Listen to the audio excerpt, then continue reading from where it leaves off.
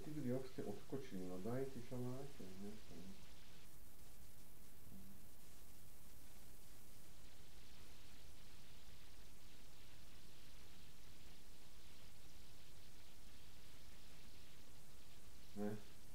Chcem vás informovať, že tento telefonát je zaznamenávaný. Viac informácií nájdete na webovej stránke Raiffeisenbanky v časti Osobné údaje. Vítajte na infolinke Raiffeisenbanky. Čakajte prosím na spojenie s operátorom.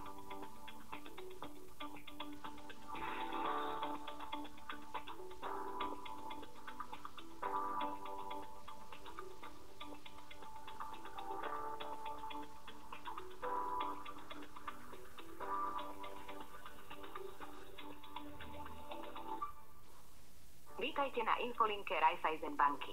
Čakajte prosím na spojenie s operátorom.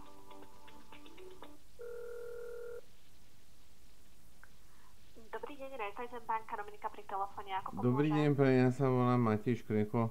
Ja som z Trnavy, ja som zákazník Raiffeisenbanky. A chcem sa niečo opýtať. Áno, nech sa páči. Dáte mi požičku 500 eur? Vieme sa pozrieť na tie možnosti, prípadne na teda žiadosť, ale neviem vám povedať naisto v tejto chvíli, že či to bude môcť byť schválené.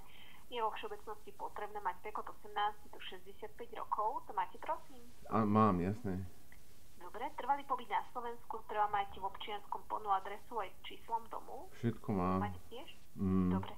A treba vedieť deklarovať stály príjem. Vy ste prosím zamestnaní, alebo máte nič stále? Ja som dôchodca.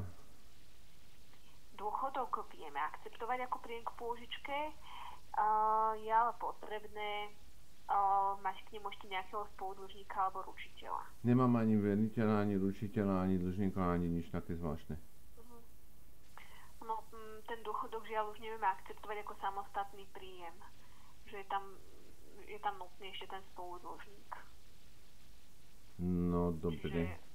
Ak by ste mali niekoho takého vo svojom okolí, ktorý je zamestnaný už viac ako 3 mesiace alebo podniká viac ako rok, tak ideálne sa zastaviť teraz spoločne u nás na pobočke. Tak, dobre.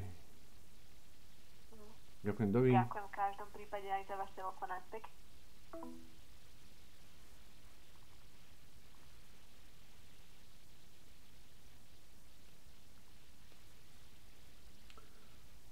Vladinko, ja mám 500 eur, ja som chcel požičku. Nie telefón iný. Rajfka, ahoj, ahoj.